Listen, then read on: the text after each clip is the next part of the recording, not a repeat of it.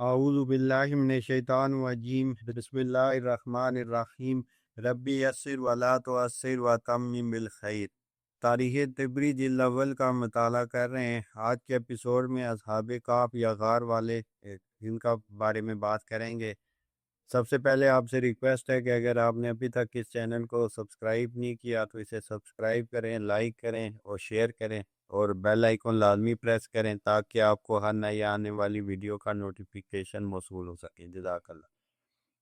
یہ چند نوجوان تھے جو اللہ تعالیٰ پر ایمان لے آئے تھے۔ اللہ تعالیٰ نے قرآن پاک میں ان کے متعلق نبی کریم صلی اللہ علیہ وسلم کو خطاب کرتے ہوئے فرمایا، ام حسبت ان اصحاب الکاف والرقیم کانوا من آیاتنا عجبا، سورۃ کاف آیت نمبر 9۔ کیا تم سمجھتے ہو کہ غار والے اور کتبے والے ہماری کوئی بڑی عجیب نشانیوں میں سے تھے؟ یہ نوجوان جس قوم سے تعلق رکھتے تھے، اس قوم کی جس کتاب میں ان نوجوانوں کے حالات لکھے تھے، الرقیم ہے۔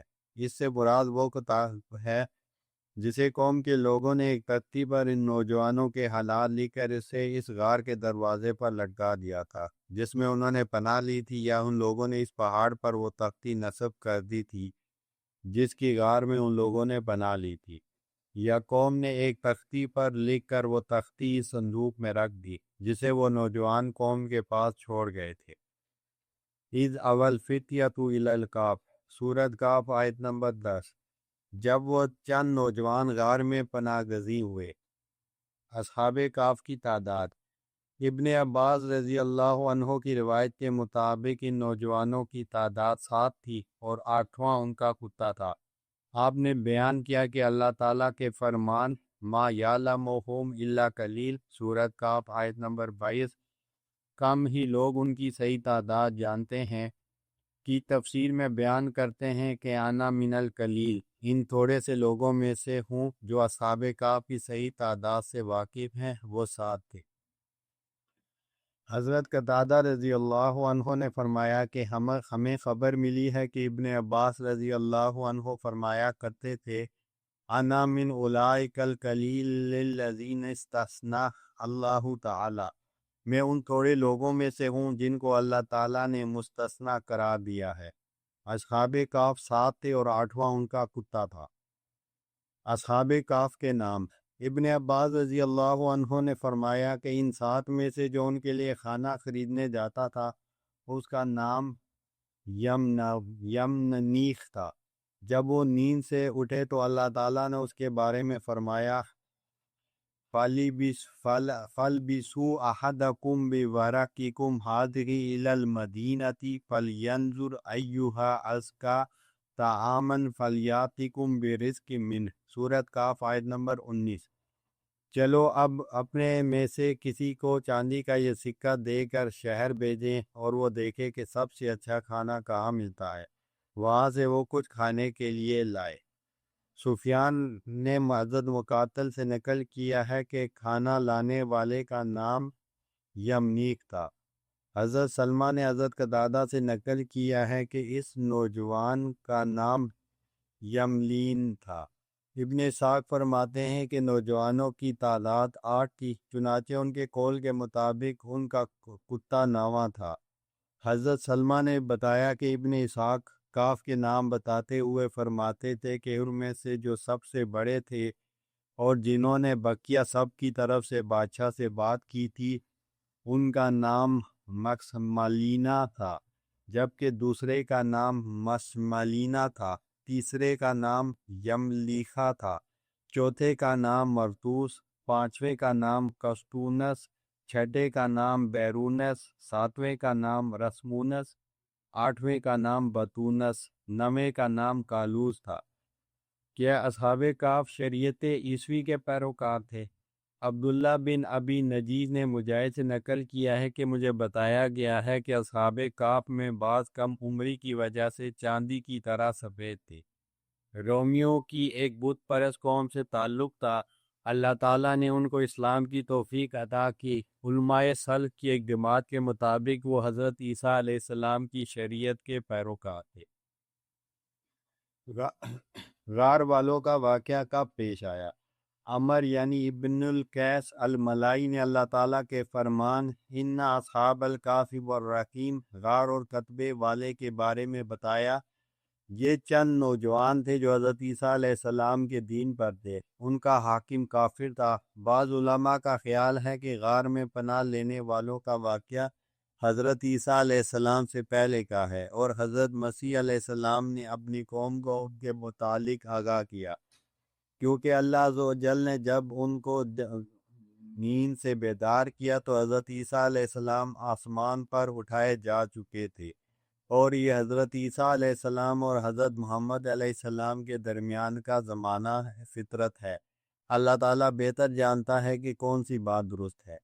علماء اسلام اس موقف پر قائم ہیں کہ ان کا واقعہ عیسیٰ علیہ السلام کے بعد پیش آیا۔ رہی یہ بات کہ ملوک طوائف کے زمانے کا واقعہ ہے، تو قدیم تاریخ انسانی سے واقف کسی بھی شخص نے اس کا انکار نہیں کیا۔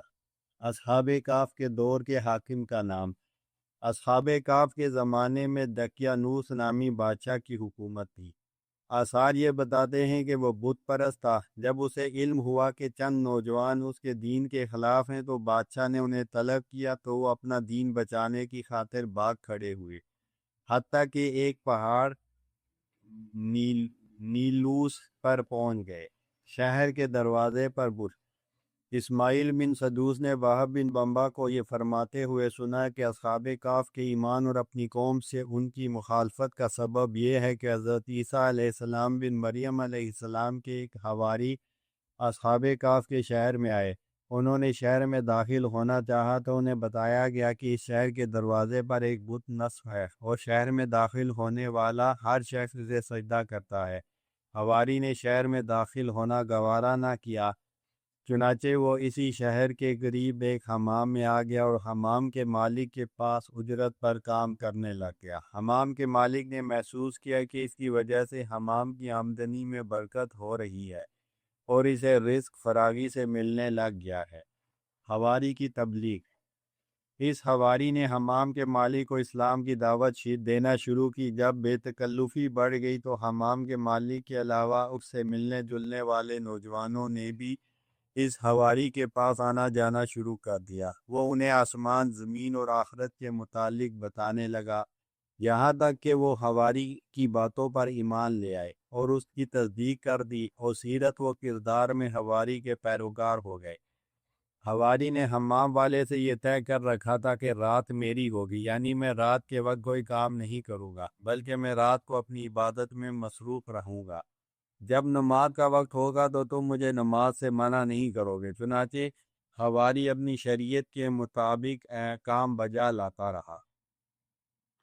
حمام میں شہزادے کا مرنا۔ ایک روز بادشاہ کا بیٹا شہزادہ ایک عورت کو لے کر آیا اور اس کو لے کر حمام میں داخل ہو گیا۔ حواری نے اسے شرم دلاتے ہوئے کہا، آپ بادشاہ کے بیٹے ہو کر حمام میں اس طرح داخل ہو رہے ہیں کہ آپ کے ساتھ یہ بازاری عورت ہے۔ حواری کے کہنے پر وہ دونوں شرما گئے اور چلے گئے۔ دوسری مرتبہ پھر شہزادہ اسی انداز میں آیا تو حواری نے اسے پھر اسی طرح شرم دلائی، اسے برا بلا کہا اور ڈانٹا۔ شہزادے نے اس کا کچھ اثر نہ لیا اور حمام میں عورت سمیت داخل ہو گیا۔ خدا کا کرنا کہ وہ دونوں حمام کے اندر مر گئے۔ یہ واقعہ ہوتے ہی حمام والا بھاگ گیا۔ لوگوں نے بادشاہ کو بتایا کہ تمہارے بیٹے کو حمام والے نے قتل کر دیا ہے۔ اتنی دیر میں وہ حمام والا فرار ہو چکا تھا۔ بادشاہ نے پوچھا اس کے ساتھی کون ہیں؟ لوگوں نے ان نوجوانوں کے نام بتائے۔ انہیں تلاش کروایا گیا تو معلوم ہوا کہ وہ بھی شہر سے فرار ہو چکے ہیں۔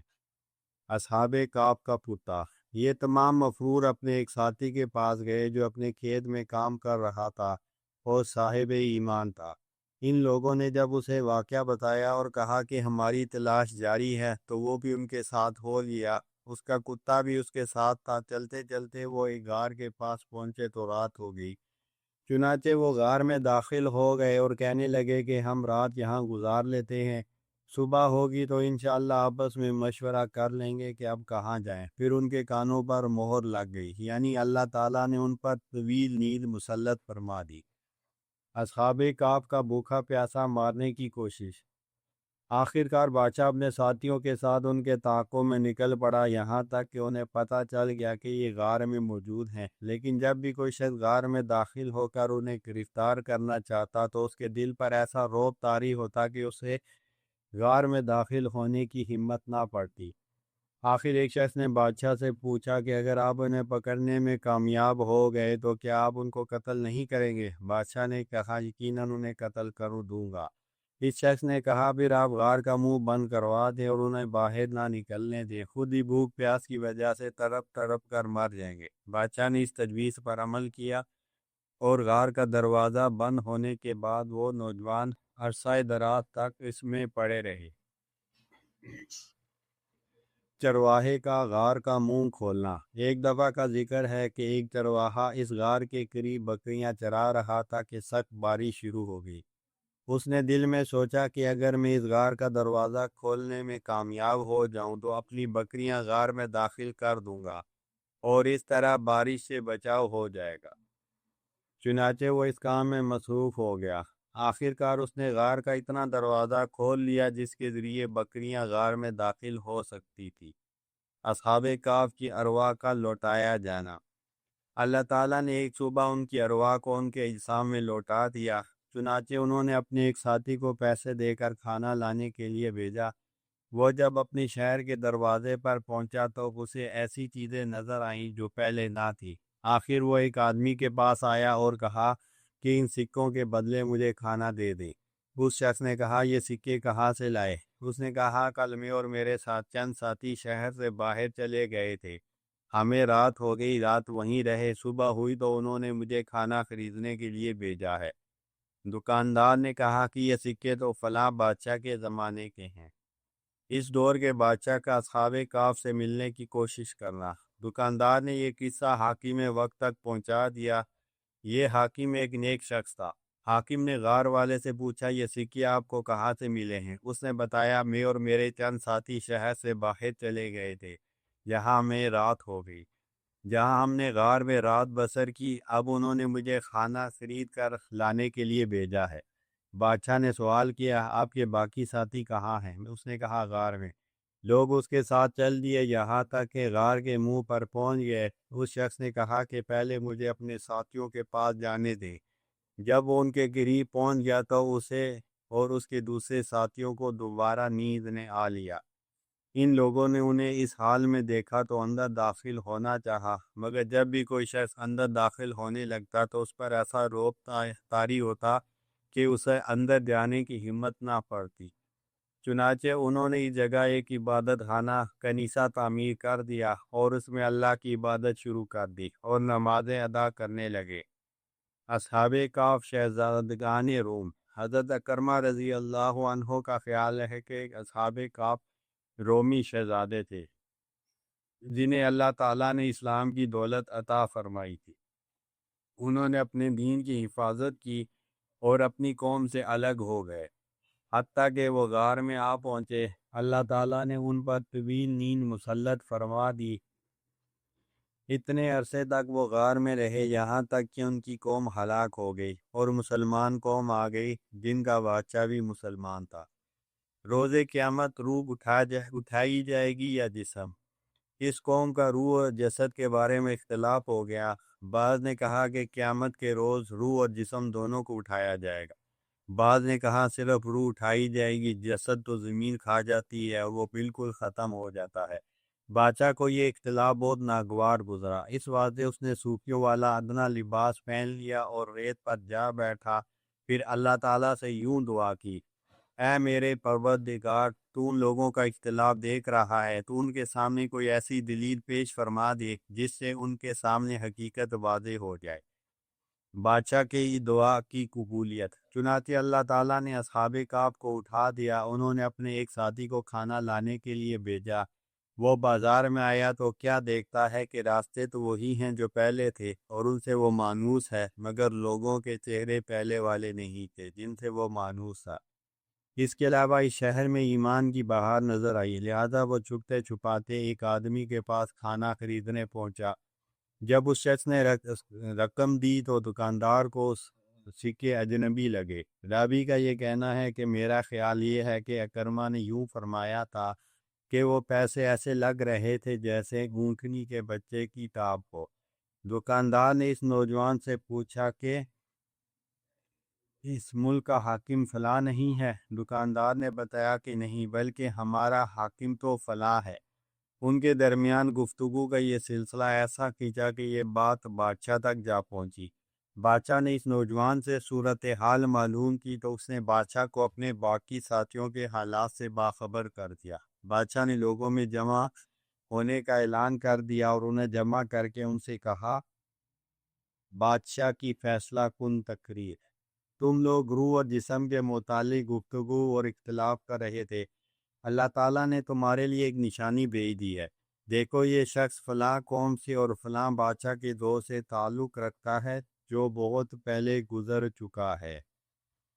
اس نوجوان نے کہا کہ مجھے میرے ساتھیوں کے پاس لے چلو۔ بس وہ غار کے پاس پہنچ گئے۔ اس نوجوان نے کہا، پہلے مجھے اپنے ساتھیوں کے پاس جانے دو۔